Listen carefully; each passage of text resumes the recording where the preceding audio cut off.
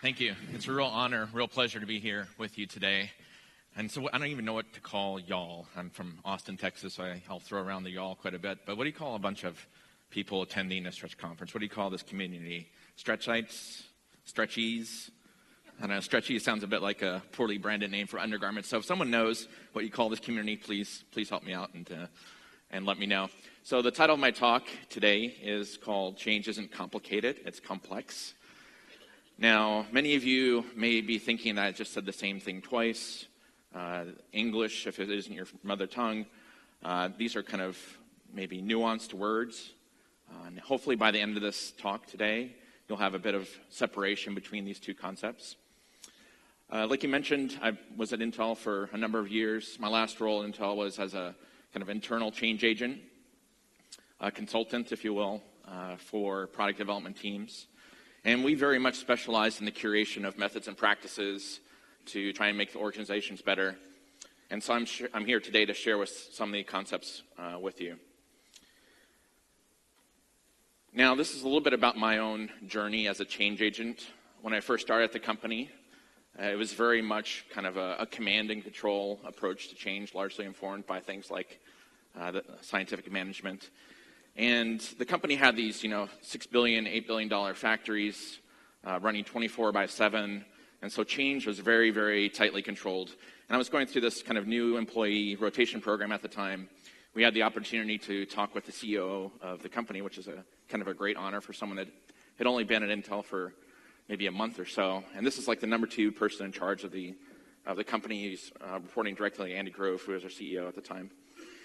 And as a new hire, having an opportunity to ask this person a question was a great honor. And so one of the things I first noticed when joining the company is that, change is so tightly controlled. You have to go through all these change boards to get a change approved, lots of bureaucratic processes and procedures. And I asked him, this is, profoundly slow. Like, why do we have to do all this change management and control? Wouldn't it be better for innovation if we could just move faster and don't go through these bureaucratic processes at the time, which were called copy exactly? And the CEO at the time, he took a long pause, a deep breath, and bless his heart, he was thinking like, why am I here talking to this very junior engineer? And he looked at me straight in the face and he said, no. Next question. So there is a time and a place where change does need to be tightly controlled. It does need to be managed, and actually greatly improves innovation if you could have a standard and iterate upon that standard. And so that was kind of where I started my own change journey. I had the opportunity to go back to school, got an MBA, got a systems engineering degree. I was introduced to kind of a popularized version of systems thinking, thinking about change in terms of a holistic system and approach. Under this discipline, you would use things like system dynamics. So this is a system dynamics model, if you're familiar with that. It's a model for technology adoption.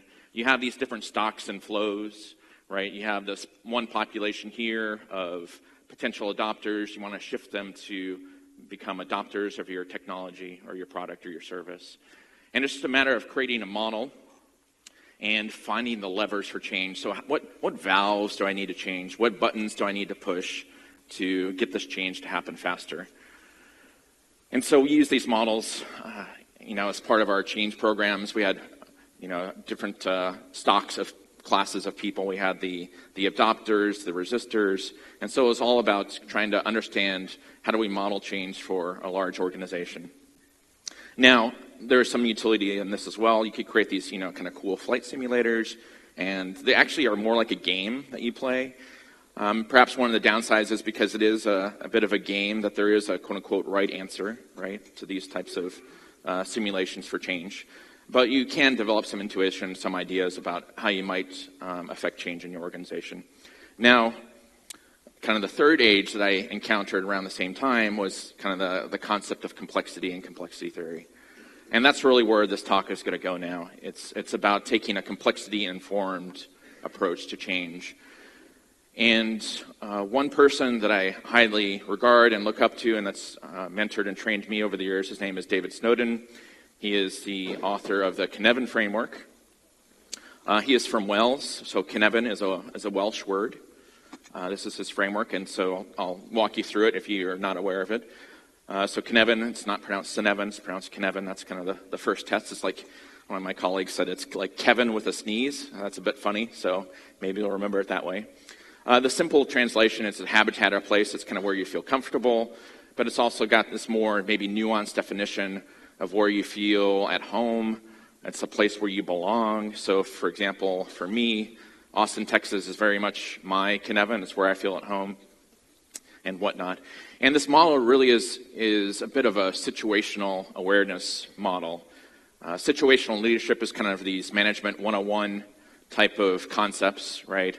As a frontline manager or as a director, you can't take a one-size-fits-all approach to management. If you're working with a junior employee or you're working with a very senior veteran that's been here 10, 15 years and knows what he or she is doing, you basically need to adjust your management style to suit the context and the situation at hand. So that's kind of situational leadership. And so Cynefin, for me at least, is very much a situational leadership type of model where you need to understand the context you're in so that you can take contextually appropriate action.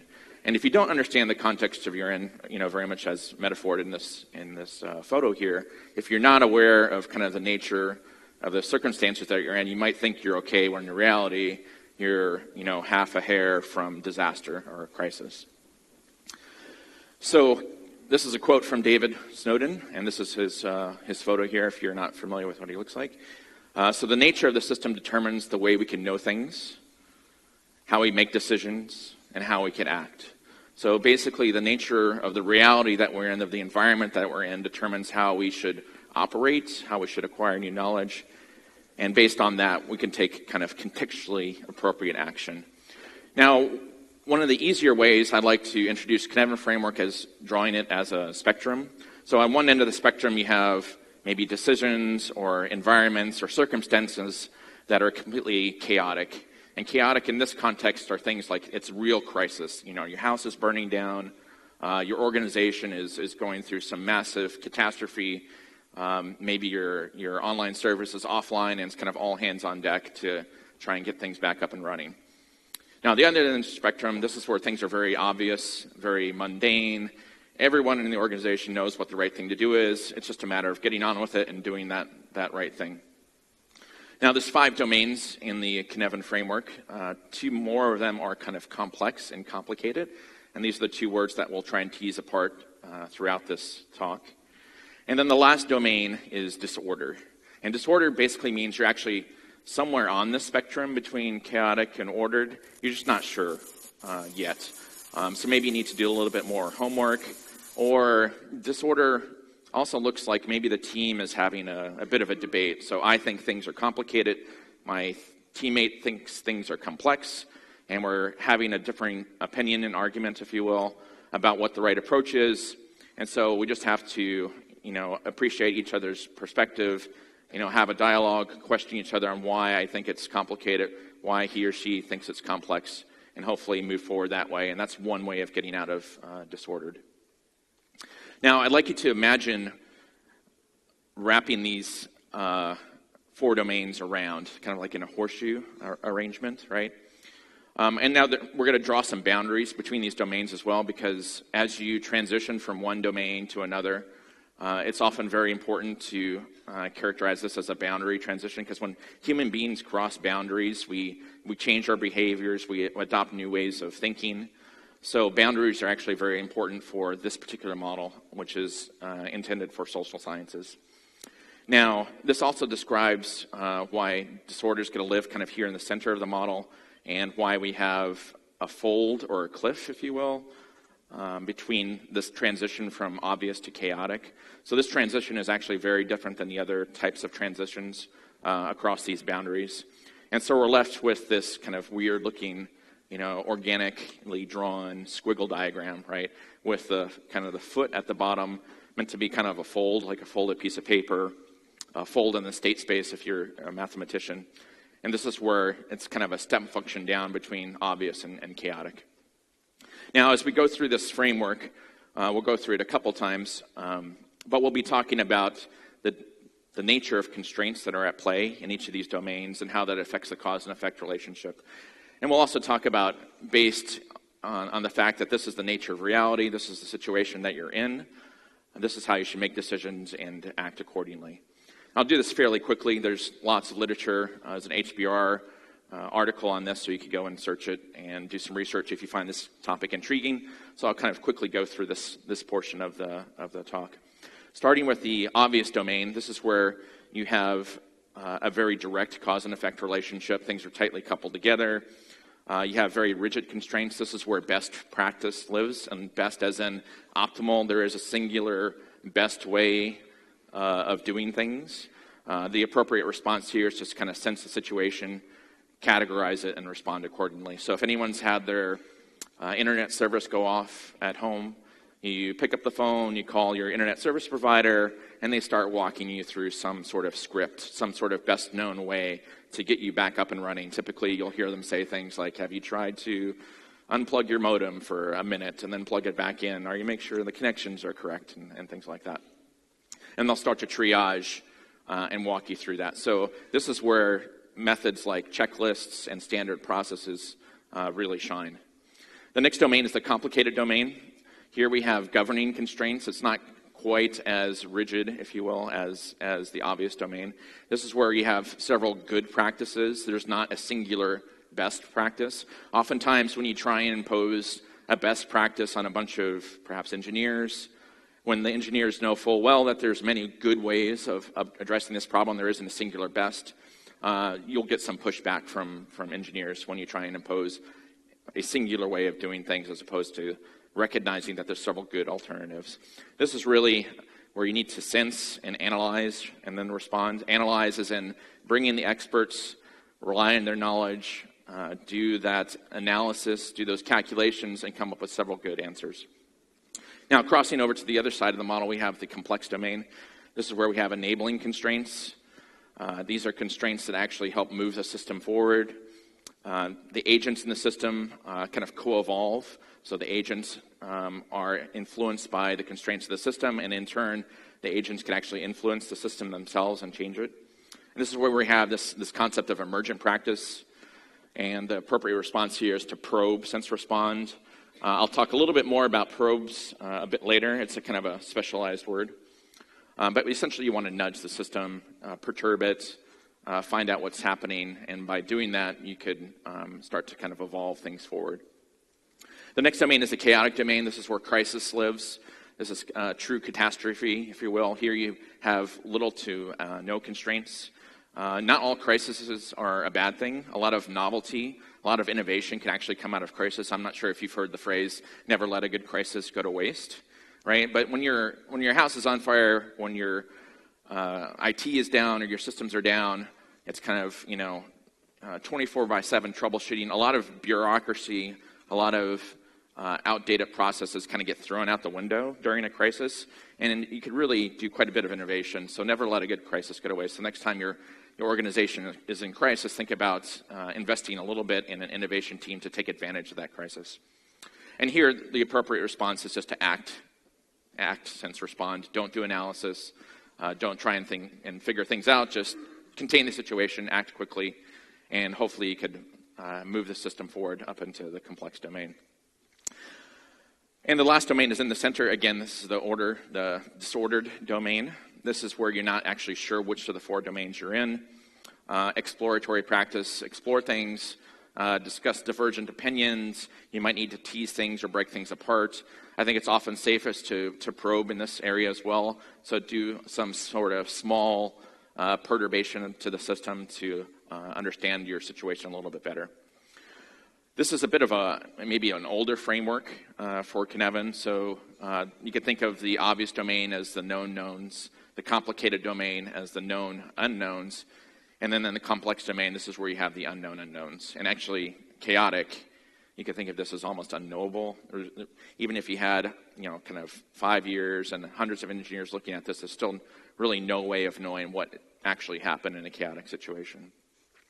Now, I think another good way to help you understand this framework a little bit better is to show you kind of a series of examples and metaphors. rather than talk kind of theoretically about some of these concepts.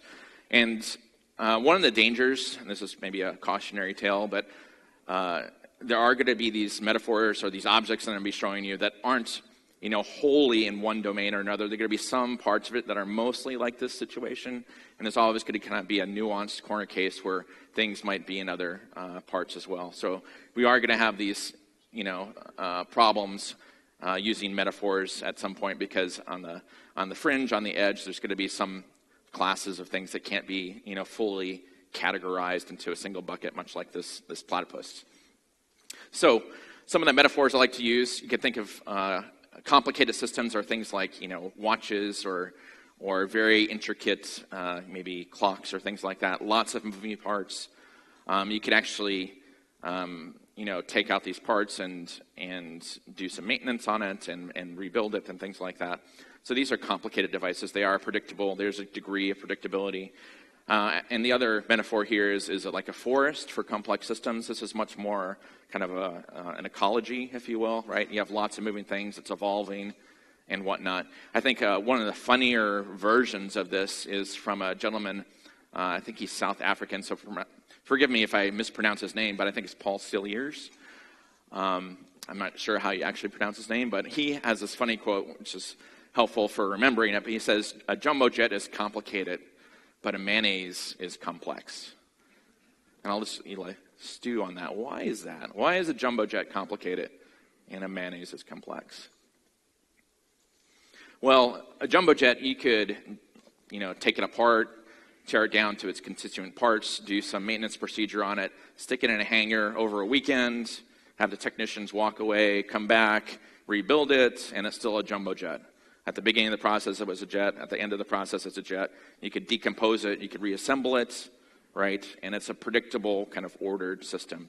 Whereas a mayonnaise has a few simple ingredients. Once you make mayonnaise, you can't unmake mayonnaise, or at least it's very difficult to unmake a mayonnaise. The mayonnaise that we make here at the morning is going to be very different than the mayonnaise you would have at the end of a long day if your mayonnaise was sitting in the sun at a picnic, right? So mayonnaise continually evolves, at least the real mayonnaise, not the fake stuff. So it's a constantly evolving system. So that's one metaphor for you. Another has to do with maybe games of chance. So you could think of a coin toss, if you will, as being obvious. Any child could know how to play a game of coin toss. Complicated is a bit more advanced, so things like blackjack, you have to memorize probability tables, you have to know the rules of the table, you have to have some expertise in card counting to get really good at blackjack. In complex, you have maybe Texas Hold'em, poker game, if you will, where you go through several rounds of betting, right? You're kind of probing the system. Is this person, bluffing? What'd they do last time? What's their chip stack look this time? And so it's a much more kind of, iterative and evolving game. And then the last example here is a food fight or Calvin ball. I don't know if there's any Calvin and Hobbes fans. Calvin and Hobbes is an American cartoon about a little boy and his imaginary tiger, and they go on all kinds of adventures together. And one of the things they do on a periodic basis is play Calvin ball. And one of the rules to Calvin ball is that every time you play it, the rules change, and there's all kinds of craziness, and it's very much random and chaotic situation. Even the scoring system to know who won the game, it changes every time. So Calvin might have 12, and Hobbes might have purple, and obviously purple is winning, right? So it's kind of a fun game that they play, but it's different every time. It doesn't make any sense. Another example to help drive this metaphor home is obvious would be things like police roadblocks. Complicated, you can think of this as a traffic light at a major intersection. Again, it's really the system that's kind of imposing constraints on the agents, as opposed to a roundabout where the agents are kind of navigating their own way through the system and they're interacting with one another. And you have kind of this distributed cognition, distributed autonomy of the drivers as they navigate through a roundabout. And then lastly, we have kind of this idea of maybe Brownian motion, chaotic motion, if you will. Now, what does this have to do with change, this framework? So I'm going to now kind of cross, if you will, Cynefin with change. So obvious, this is kind of where standards, hard rules, policy enforcement would live. There is a time and a place for this type of change management in the obvious domain. In the complicated domain, you would see things like you want to define some ideal state vision, define your current state, and then it's just a matter of closing the gap between your ideal state future and your current state. And this is really where kind of things like systems thinking, popularized system thinking live. Now, as we cross into the complex domain, this is where we need to manage the evolutionary potential of the present. Because you can't predict things too far in advance in a complex system, you really need to be hyper-focused on the present, hyper-focused on the situation at hand. The Gemba, if you will, if you're a lean fan. And this is where Dave is coining the word anthro-complexity. So this is kind of a combination of anthropology and complexity theory, right? Just to create a bit of differentiation for this branch of complexity. And in the chaotic domain, you want to essentially invest in advance of need. And this is really a more recent development that I've come across. If anyone has encountered the work that companies like Netflix are pioneering in this field called chaos engineering, I think it's really fascinating. If you haven't come across it, there's some references here. But it's really this idea of using kind of randomness, random failures to kind of harden your systems, harden your infrastructure, and make it a little bit more robust and resilient. And they're doing this primarily with kind of their infrastructure, their servers and AWS and whatnot. But I also think it's interesting to think about what chaos engineering would look like inside of an organization. So if you could, unplug perhaps, key engineering talent in your organization and still have that organization be effective, so you don't have kind of these single points of failure, these knowledge hoarders. Maybe you give them a 2-month sabbatical randomly, right? And you randomly kind of unplug, if you will, employees and send them on a nice vacation just to see how your organization can react and recover. Now, we're going to do a bit of a deeper dive now into some methods, practices, approaches for managing change in complex systems. We're going to go through 3 principles, 3 heuristics, and 3 methods that I found quite useful. Starting with the 3 principles, I think one important principle is that the environment and the interactions actually matter quite a bit. In fact, how the agents interact is often more important than the agents themselves. So you need to think about how agents interact, how do you change their interaction, as opposed to telling some agent that you need to change. You have to think this way. Try and change the way that people interact instead. Another important principle to keep in mind is that context is king. Because complex systems are so sensitive to initial conditions, the context of the situation is really, really important. So because things are constantly changing, it's actually quite hard to have a reproducible kind of experiment because context is so sensitive and changing all the time. And the last principle here is that complex systems are dispositional, not causal. And this is it took me a little while to kind of understand, to grok this. So I've got a short example I want to walk you through. And this is from a gentleman that Dave introduced me to his work. His name is Max Boiseau. And he has this cool little talk called The Mathematics of Dots. So you can think of 3 dots or 4 dots as kind of events, if you will. So our VP retired, for example, and that was kind of the start of one event.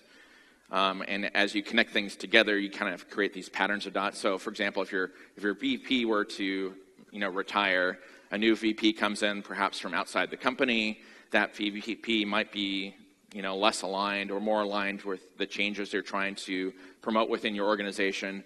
And as a result of that, your group gets funded or defunded or whatnot. So that's kind of a series of events that would unfold.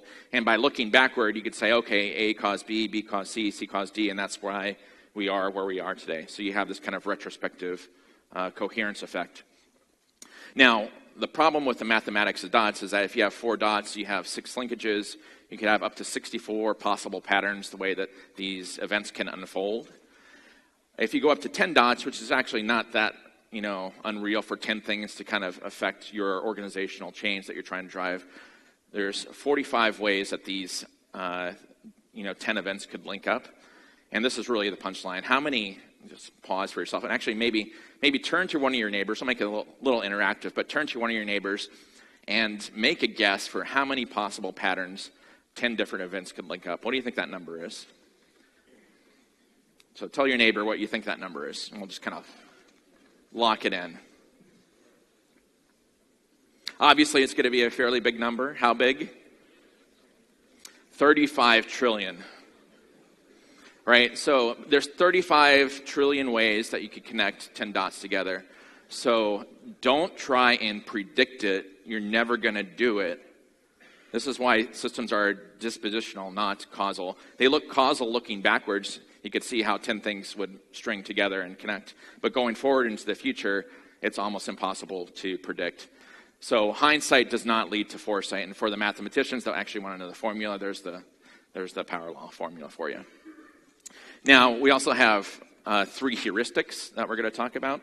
So the first one is to manage the emergent possibilities of the present. Again, because of that infinite, almost semi-infinite permutation of combinations that you're facing, you really can't make too many predictions about the future. Things aren't stable. There's too many agents, too many moving parts. And really what you're left with is this heuristic of being hyper-focused on the present, trying to manage the evolutionary potential of the present, trying to kind of nudge things forward in the direction of goodness or avoid possible pitfalls. Another concept is a bit of a specialized word again called disintermediation, which basically means you need to remove the intermediaries between the frontline realities, if you will, and the decision makers. So one example I like to share in this case are things like, have you seen TV shows like Undercover Boss, right? Where the CEO of the company goes down to the front line, goes down to the Gemba, finds out how things really are. The Gemba is another one of these, lean Japanese words. It's a place where employees are working, where they create value, or the Gemba is the place where your customers are actually using your products and services. For a deep lean practitioner, it kind of has this very kind of reverent, almost deep respect for the Gemba. It's really where the rubber meets the road. So I was an engineer. One of the first weeks on the job, I noticed that my frontline manager was writing a weekly report. This was back in the day when every engineer would write a weekly report. And I noticed that he was copying the chief operating officer on his weekly reports. And this person was in charge of maybe 3,000 people in our manufacturing organization. He was kind of head of manufacturing for the company. And here this kind of engineer is sending his weekly report to this very, very senior manager. It's like, why are you, and his name was Alex. So, Alex, why on earth are you sending your weekly reports to this very senior VP? And it was actually kind of a funny story. He said that he happened to bump into this VP when he came for a factory tour. And Alex had this kind of interesting kind of control point position in the fab called an integration engineer. So he was a front-end integration engineer. So it was kind of this person that had a systems view of what was happening on a day-to-day basis in the factory. And so by copying, this very senior manager, he was skipping probably 5-6 levels of management and putting this person directly in touch with what's happening on the ground in the factory. So every time that this VP would come to the factory, he would pull open Alex's weekly report, and he could ask the factory manager some interesting questions like, why is that piece of equipment not up yet? It's been down for 2 weeks. What's going on? And the factory manager would be like, how the heck did you know that? Right? So that's a good way of kind of disintermediating, putting senior leaders in touch with the on-the-ground realities. The last example is to essentially grow complex systems from smaller systems that work. I think a nice quote that captures that for me, at least, is this quote from John Gall. John Gall is a pediatrician, a systems thinker, and he says that a complex system that works is invariably found to have evolved from a simpler system that worked. So what does that mean? That means that we can't actually we can't design a complex system from scratch. If we try and do that, it's going to fail.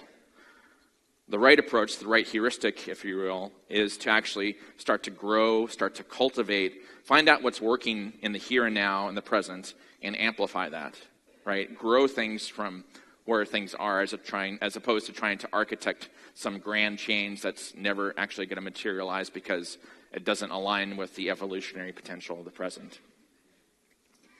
Now, we also have 3 methods that I've found useful. One is called simple rules. Many complex systems operate on a set of simple rules, simple principles. You may have heard of the 3 rules that birds follow to do this kind of flocking, this murmuring of swallows, if you've seen those videos on places like YouTube and whatnot. But, match the speed of your neighbor, fly to the center, and avoid collision. And by operating under these 3 rules, you'll get these kind of emergent properties of bird flocking that are really quite interesting. This approach actually works very well as well for informing how you might operate complex change. So one of the changes we were trying to make at the time for a group I was consulting back at Intel, we're going through kind of a lean transformation. It was about a 200, 300 person engineering organization. And the senior leader at the time noticed that a lot of engineers were kind of reinventing the wheel. There would be this kind of blocks of functionality that an engineer needed to get their job done. And rather than borrow some block of functionality, some block of code from someone that had already written this in the past, they would just, take a few hours, go ahead and code it up themselves and use that. Now, obviously, if you have a bunch of kind of redundant, blocks of functionality, that introduces perhaps new defects, you waste a bit of time. And so the change he was trying to effect is to make things a little bit more consistent. Let's reward people for reusing knowledge, for reusing things that are proven and working. And so he came up with a simple rule, and he turned it into a mantra. And the mantra was, consistency is beautiful. And he would say it in almost every meeting, consistency is beautiful. And any time a decision needed to be made, he would say things like, we should be consistent, right? Because that's one of our values, consistency is beautiful. And sure enough, after a period of time, you start to have engineers in the hallways kind of check each other and say, I hear what you're saying, but, consistency is beautiful. Maybe we should just go with what's working today, as opposed to try and reinvent the wheel. So that's one way that you could use simple rules to kind of nudge a complex system towards a better place. And obviously, you'd have more than one, perhaps, a set of simple rules, a set of mantras or heuristics that you're trying to use for your complex change. Now, we're going to come back to this kind of idea of probes, right? Probe is a perturbation. You're kind of nudging the system. Every probe is kind of an intervention and a diagnostic at the same time. So if you perturb the system to learn something about it, you actually change the system itself. So you could think of a probe as a kind of a bet. This is one way I think of probes being a complex bet. You manage a kind of a portfolio of probes as well. So for me, at least, the scientific method, all this kind of hype over hypothesis validation or invalidation is very much kind of centered, for me at least, centered in the complicated domain.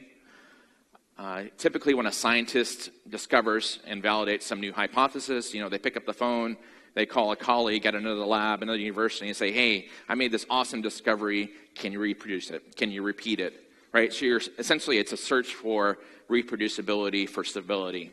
And this is kind of in the ordered world, in the complicated domain.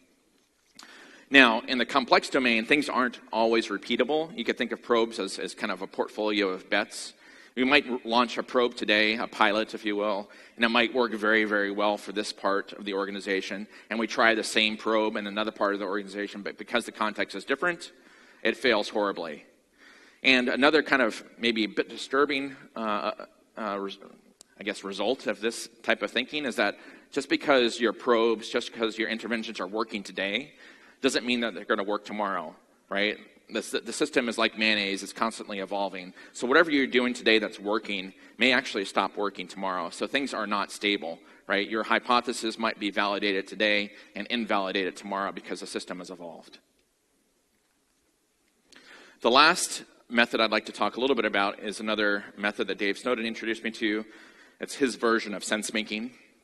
Sensemaking is a methodology, it's a practice.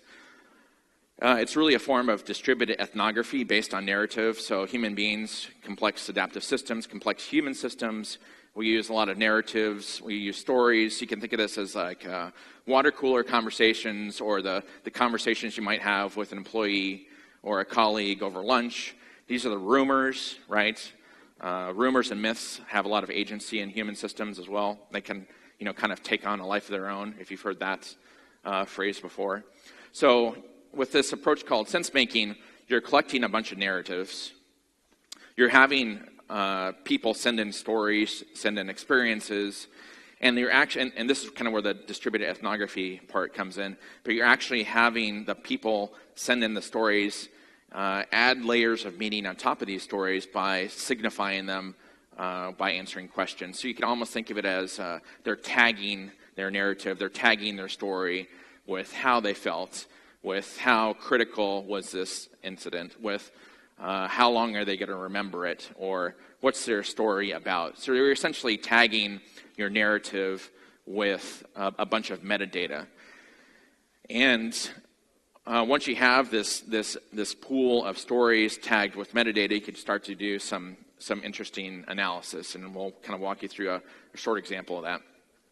But really what you're trying to do here is to get the organization to talk to itself about itself. It's kind of this closure of constraints type of activity where you have this reflective process where the system is reflecting on what's happening and adjusting itself accordingly. So here's one mini example. Happy to talk with you afterwards about how we've done this in different organizations. So each dot here represents an individual narrative or a story that somebody sent in.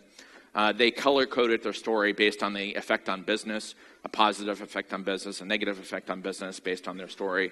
The size represents how common it is. Is it rare? Is it a rare event, or is it very common?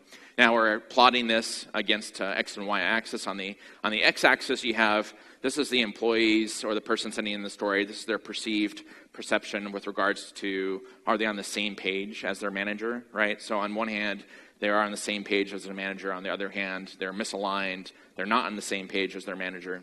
And on the Y-axis, we have kind of their attitude towards change based on the story. Do we have kind of a keep as is attitude towards change, or are we very kind of enthusiastic and hopeful about change based on the story that you're sharing? Now, you can already see a pattern here. You tend to see more green in the upper right, more red in the lower left.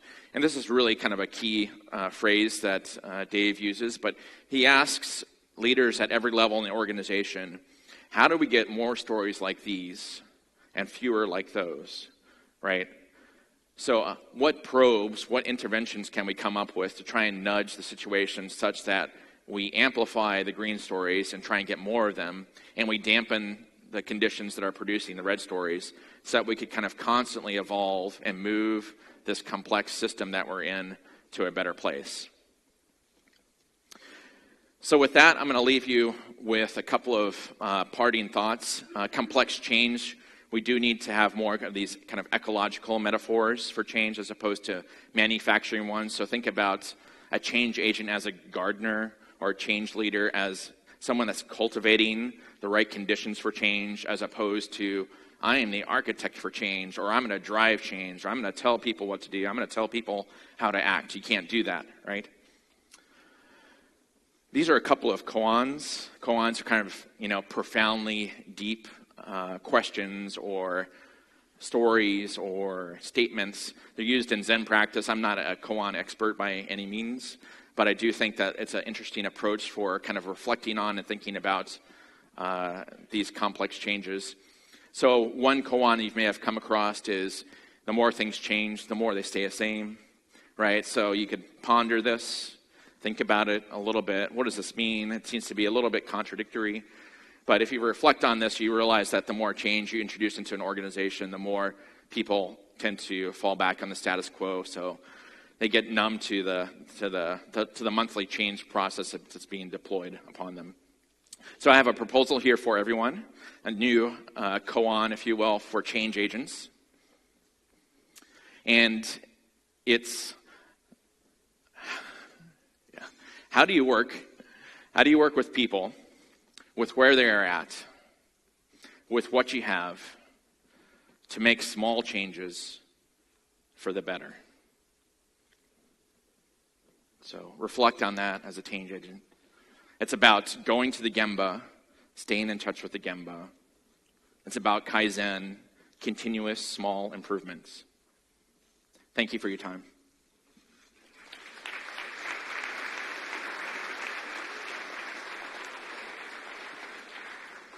All right. Thank you, David. Let's do a little bit of Q&A, and thanks to everybody who is using Slido and putting in some questions. So our first question is, any good practices for managing a chaotic situation? Yeah. I think actually a lot of organizations are actually already quite good at this. Some classic things I think about are you have a crisis, your systems are going down, or you have a major excursion in the factory, and what the typical response that we would see is to try and contain the situation. You might launch kind of a 24/7 task force, get everyone that needs to be involved into the same room, into a kind of a war room, if you will. And it's really about containing the situation, stabilizing it, right? Creating some semblance of stability and order. And once you contain things, you could start to kind of nudge the system, if you will, from the chaotic domain to the complex domain. You'll have a little bit more time to run some probes to try and make sense of what's happening. So for me, at least, it's really very much kind of a firefighting affair to contain and stabilize things. So that's, I would say, you typically manage a chaotic situation. Gotcha. Good. We've got another one here about the chaos part. Yes. And you talked about earlier about some of the, sort of probing Sure. in there, or unplugging pieces and stuff like this. Yeah, unplugging, forgive me, it's such a horrible metaphor. It's very much kind of matrixy, right, where you have the batteries in the system and you're unplugging them from so unplugging, probably not the best word. So forgive me for that. So this kind of the spirit, if you will, behind this concept of chaos engineering is that, yes, your systems, your AWS servers will experience kind of random failures from time to time, whether you like it or not. Much like your employees from time to time would get sick or retire unexpectedly or win the lottery, perhaps, right? So whether you like it or not, your organization will encounter the kind of these chaotic random events. And I think one of the high risk areas for your organizations is when you have kind of a senior engineer, a key person, a linchpin, if you will, of the organization that has some special bent of knowledge. They are essentially a single point of failure, right? So if they get into trouble because of some personal situation, or they win the lottery and they retire unexpectedly, that actually creates a lot of problems because that knowledge and that way of doing things leaves the organization. So the question to you as leaders of your organization is, are you going to put up with this kind of random injection of failures that's happening anyway, or is there something that you could do kind of purposefully kind of inject failure, much like Netflix is doing, right, to harden your system, to make it more resilient, so you could have a more redundant knowledge base in your organization? Yeah, we used to do a lot of this when I was at Google, disaster simulation stuff, and it can be very effective. So this next question goes back to the whole setup of the rubric and how to respond to it, asking whether there's not any analyze between sense and respond in complex and chaotic systems. Right. And you'll notice that is, if you look at the three words, if you will see a gap between analysis being in complicated and probe and act being in complex and chaotic. And because you're in a complex situation, because things are constantly evolving, or if you're in a chaotic situation, if your house is on fire, metaphorically, right, you don't have the luxury of time to analyze, to do some analysis. Things are moving so fast or evolving that the best you can do is kind of more tightly couple your actions, your probes, or taking action in a crisis team, and tightly couple that or shorten that time duration. Because things are constantly evolving, you want to act very quickly, and you don't really have the luxury of time for analysis. So that's one reason why analyze really lives more on the ordered side, where you have a bit more stability, where you have more predictability, where you have a little bit more time to do your homework. I see. So if you try and analyze mayonnaise, by the time you get the analysis done, right? Or it'll be different. Different mayonnaise. Heaven forbid if this theater were to catch on fire, we wouldn't We wouldn't do a traveling salesman problem and figure out what the best way out of here is, right? So let's do one more with just 30 seconds or so left. And why do you prefer the constraint-based definition of domains to the causality-based definition? Yeah, excellent question. And this is honestly, I'll be quite honest with you, this is still something I'm pondering myself. I think Dave Snowden's latest thinking is heading in the direction of constraint-based definitions. I think as human beings, when we look at the systems that we're operating in, it's actually perhaps a little bit more difficult to understand the underlying nature of the cause and effect relationship, to understand the underlying causality that's at play. And oftentimes we could actually just observe the constraints that are going on around us. We could look at the rules, we could look at the policies. Are they hard and rigid?